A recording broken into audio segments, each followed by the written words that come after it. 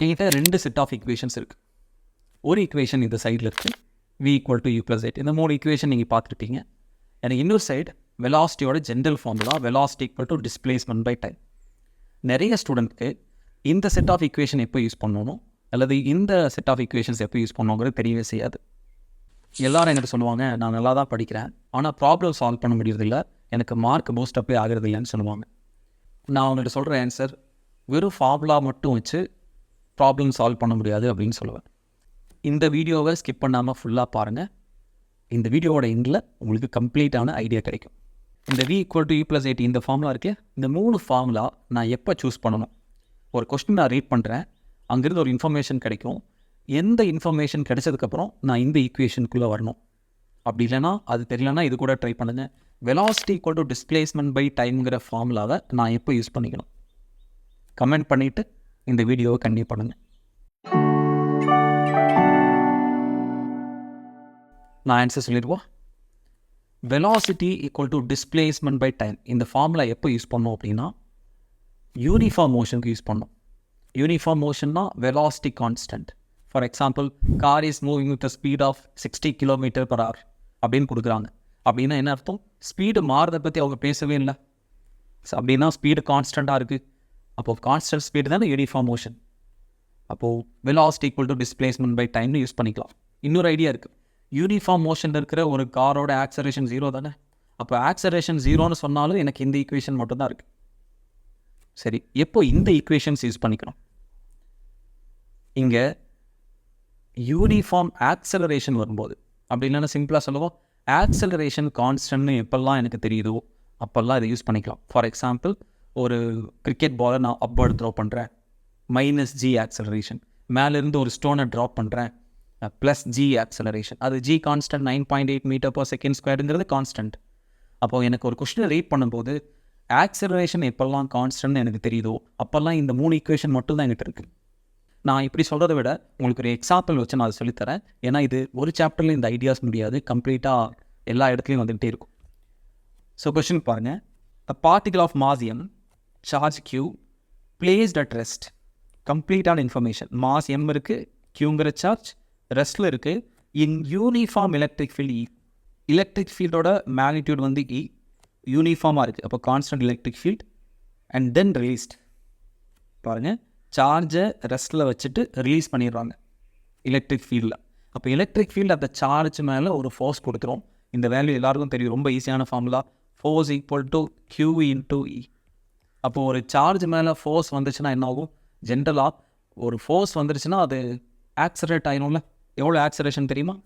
Mass into acceleration equal to q × E. ஏன்னா general formula for force. And acceleration equal to QE/m. So question என்னன்னு பார்த்துடலாம். First, the kinetic energy attained by the particle after moving a distance y. yங்கிற distance move பண்ணதுக்கப்புறமா kinetic energy எவ்வளோன்னு கேட்குறாங்க. எனக்கு kinetic எனர்ஜியில் ஒரே ஒரு ஃபார்முலா தான் தெரியும். Kinetic energy equal to 12 × mass × velocity squared. இந்த மோஷன் ஆக்சலரேட்டட் மோஷன். ஆக்சலரேஷன் இருந்துச்சுன்னா வெலாசிட்டி மாறிக்கிட்டே இருக்கும். அப்போது yங்கிற டிஸ்டன்ஸில் போகும்போது எவ்வளோ வெலாசிட்டின்னு எனக்கு தெரியாதுல்ல. அந்த வெலாசிட்டி கண்டுபிடிக்கணும்ல. ஃபஸ்ட்டு இந்த ஆக்சலரேஷன் கான்ஸ்டண்ட்டாக வேரியபிளான்னு பார்க்கலாம். Charge constant, electric field constant. ஏன்னா யூனிஃபார்ம்னு சொல்லிட்டாங்களா, electric field constant. Mass of the charge constant. அப்போ ஆக்சலரேஷன் கான்ஸ்டன்ட். அப்போது இவ்வளோ ஆக்சலரேஷன் வந்துருச்சு. yங்கிற டிஸ்டன்ஸ் மூவ் பண்ணும்போது எவ்வளோ வெலாசிட்டின்னு எப்படி கண்டுபிடிக்கிறது? இப்போ பாருங்கள், எனக்கு என்ன இன்ஃபர்மேஷன் தெரியும்? Acceleration constant. அப்போ நான் முன்னாடி சொன்ன ஐடியா ஞாபகம் இருக்கா? ஆக்சலரேஷன் கான்ஸ்டண்ட்டாக இருந்துச்சுன்னா அந்த 3 ஈக்குவேஷனில் எந்த ஈக்குவேஷன் வேணாலும் யூஸ் பண்ணலாம்ல. எந்த ஈக்குவேஷன் இங்கே ஆப்டாக இருக்கும்? ஏன்னா டிஸ்டன்ஸை பற்றி பேசியிருக்காங்க பாருங்கள், y. எனக்கு வெலாசிட்டி கண்டுபிடிக்கணும், ஆக்சலரேஷன் கொடுத்துட்டாங்க. yங்கிற டிஸ்டன்ஸ் போகும்போது எவ்வளோ வெலாசிட்டி கண்டுபிடிச்சிட்டிங்களா? இந்த ஃபார்முலா வரும். லாஸ்ட் ஃபார்முலா எடுத்துக்கலாமா? Final velocity square equal to u² + 2 × acceleration × displacement. yன்னு வச்சுக்கலாம், டிஸ்பிளேஸ்மெண்ட்டை. ஏன்னா அவங்களே சொல்லிட்டாங்களா, y டிஸ்பிளேஸ்மெண்ட் போகும்போது இனிஷியல் ரெஸ்ட்லேருந்து ரிலீஸ் பண்ணுறாங்க. அதனால் initial velocity is 0. And v² value 2 × ஆக்சலரேஷனோட வேல்யூ கண்டுபிடிச்சிட்டோம், QE/m. So QE/m × y. ஏன்னா வி ஸ்கொயர் தான் எனக்கு தேவை. டேரெக்டாக அந்த வி ஸ்கொயர் எடுத்து இங்கே அப்ளை பண்ணிட்டா கைனடிக் எனர்ஜி கிடைச்சிடும். ஸோ ப்ரொசீட் பண்ணலாம். Kinetic energy equal to half into mass into velocity squareங்கிற இடத்துல 2qa by m into y. So common cancel பண்ணிக்கலாம். 2 கேன்சல் ஆயிரும், மாஸ் கேன்சல் ஆயிரும். ஸோ கைனடிக் எனர்ஜி QEYன்னு கிடச்சிடும். இது கம்ப்ளீட்டாக 12th ஃபார்முலா மட்டும்தான். இது 11th இதை பற்றி நீங்கள் பேச மாட்டீங்க, படிக்க மாட்டீங்க. பட் இந்த ஐடியா நான் இதை ப்ரொசீட் பண்ணுறதுக்கான நாலேஜ் எனக்கு 11th ஃபர்ஸ்ட் சாப்டர் இருக்குது.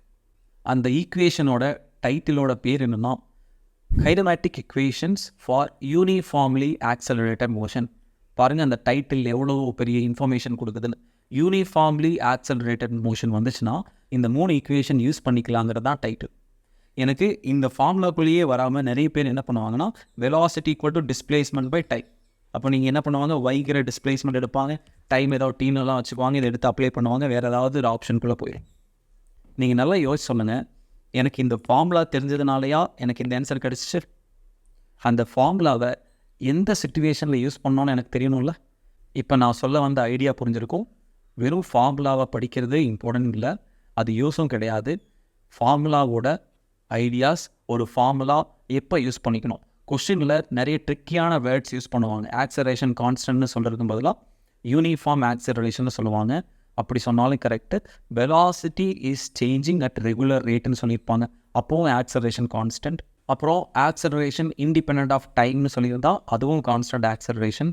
அப்புறம் ஆக்சலரேஷனோட ஒரு வேல்யூ கொடுத்துருவாங்க, அந்த வேல்யூவில் இப்போ 20 m/s² கொடுத்துட்டாங்க அப்படின்னா ஆக்சலரேஷன் மாறவே இல்லை, ஆக்சலரேஷன் கான்ஸ்டன்ட். அப்போது இதே கான்செப்ட், ஒரே ஒரு ஆன்சர் தான்.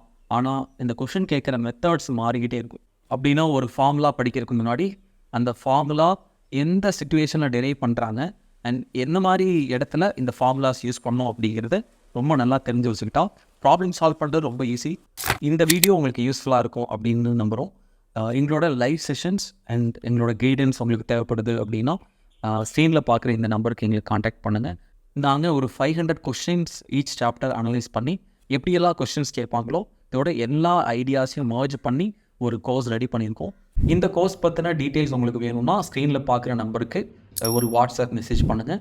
அது போக எனக்கு எந்த புக்கை படிக்கணும் அல்லது ஒரு கம்ப்ளீட் ஒரு கைடன்ஸ் வேணும் ப்ரிப்ரேஷனுக்கு அப்படின்னாலும் இந்த நம்பரில் ஒரு வாட்ஸ்அப் மெசேஜ் அனுப்புங்க, நாங்கள் உங்களுக்கு ஹெல்ப் பண்ணுறோம்.